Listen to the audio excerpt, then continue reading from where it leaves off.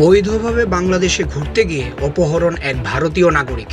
মুক্তিপণ বাবদ ১ লক্ষ টাকা দাবি করেছে অপহরণকারীরা।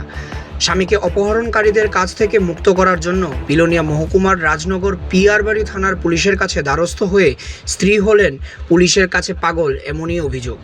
এখন প্রশ্ন হলো, পুলিশ কি এখন ডাক্তার? শুধু তাই নয়, পাগল বলে আখ্যায়িত করার পাশাপাশি গালিগালাজ করে অপহরণকারীদের মুক্তিপণ দিয়ে দেওয়ার জন্যও পরামর্শ দেয় বলে পুলিশের অভিযোগ। পুলিশের সাহায্য সহযোগিতা না পেয়ে কান্নায় ভেঙে পড়েন স্ত্রী। তাহলে ডাবল ইঞ্জিনের সরকারের পুলিশ কি ডাক্তারি খাতায় নাম লিখিয়েছে? বিচার চাইতে গেলেই পুলিশ ধরিয়ে দিচ্ছে পাগলের সার্টিফিকেট।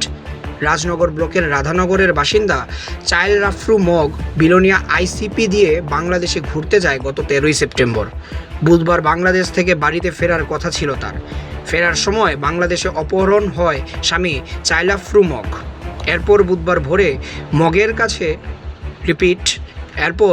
ভোরে চাইলাফরু মগের স্ত্রীর কাছে ফোন করে অপহরণকারীরা মুক্তিপণ দাবি করে।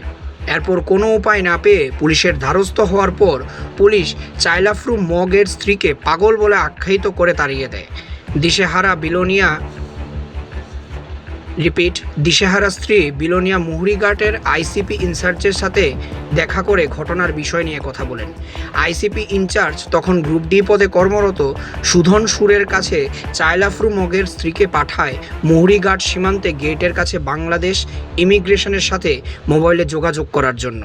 সেই সময়ও এক বিএসএফের কনস্টেবল এসে আইসিপি কর্মীকে গালিগালাজ করে গেটের কাছ থেকে সরিয়ে দেয়। এরপর বিএসএফ কনস্টেবল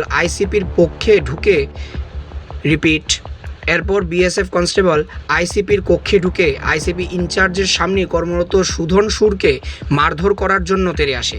এই বিষয়ে বিলোনিয়া থানার মামলা দায়ের করা হয় আইসিপি ইনচার্জের পক্ষ থেকে বিএসএফ কনস্টেবলের বিরুদ্ধে। বর্তমানে চাইলাফরু মগের স্ত্রী দিশেহারা, কী করবে ভেবে পাচ্ছে না। প্রশাসনের সহযোগিতায় তার স্বামী যাতে সুস্থ অবস্থায় বাড়ি ফিরে আসে সেই আশায় বুক বেঁধে আছে 3 সন্তানের জননী। মানে আপনি কি অপহরণকারী তারারে ফোন করতেছেন? না না, তো অপহরণকারীরা হেরা নাম্বার দিয়ে কল করে না, আমার জামাই নাম্বার দিয়ে কল করে। আপনার হাজবেন্ডের নাম্বার দিয়ে করে? হ্যাঁ। আচ্ছা, তো ওখানে কি বলতে সুইচ অফ? হ্যাঁ। যোগাযোগ ওখানে কেমনে করবেন? এখন তো করেন, আগে তো হইতো, এখন হয় না। অপহরণকারী তারার কোনো খবর পাইছেন? কোন জায়গাতে আছে? শুধু জানান যে বাংলাদেশে। এখন ফোন করতেছিলেন, কি হয়েছে? ফোনে পাইছেন? ফোন যোগাযোগ হয় না। যোগাযোগ হয় না।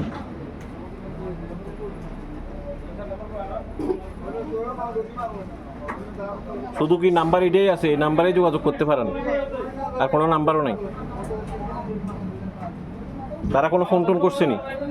হেরা নাম্বার দিয়ে করছে না, আমার জামাই, আমার হাজবেন্ডের টাকাটা কোনখানে পাঠাইছিলেন? বিকাশের মাধ্যমে কার নাম্বারে পাঠাইছেন? আপনার হাজবেন্ডের এখানে? না না, বাংলাদেশের নাম্বার একটা দিছে। কে অপহরণকারীরা? হ্যাঁ। বাংলাদেশে একটা নাম্বার দিছিল? হ্যাঁ, এই নাম্বারে বিকাশের নাম্বার দিয়ে টাকা দিছে। ওই অনলাইনে ওই টাকাটা ওইখানে দিতে কইছে? হ্যাঁ। নাম্বার দিয়ে দিছে? হ্যাঁ। আপনি ওই নাম্বারে পাঠাইছেন টাকা? হ্যাঁ। কত টাকা? 20,000। 20,000 টাকা পাঠাইছেন। চাইছে কত? 1 লাখ। 1 লাখ টাকা চাইছে। যখন সকালবেলা এখানে আইছেন, আসার পরে আপনি এই যে কার কার কাছে গেছিলেন? আমি প্রথমে আইছিল, কেউ নাই এখানে, তো এই অফিসেও কেউ নাই। ভোরবেলা? হ্যাঁ, ভোরে 5টার সময়। আচ্ছা। তো আইসি যে এখানে বিএসএফ একজন আসছিল, বয়স্ক মানুষ। আমি কইছি যে কেউ আসে না অফিসার স্যার, উনি কইছে না। আমার কিতা হয়েছে? আমি কইছি এমন হয়েছে, আমার জামাইরে তো বাংলাদেশে ঘটনাটা কইছেন?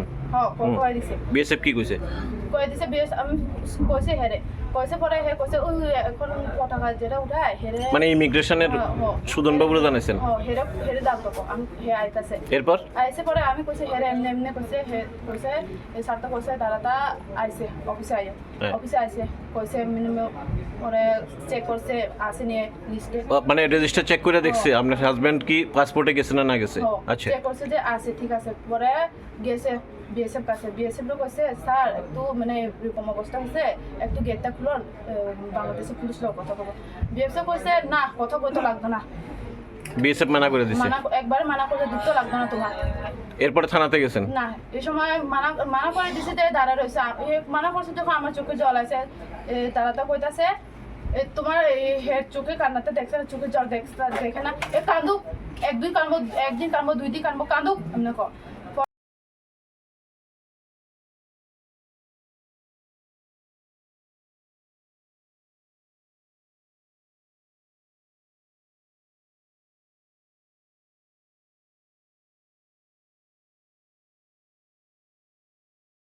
ব্যুরো রিপোর্ট, প্রতিদিন ত্রিপুরা।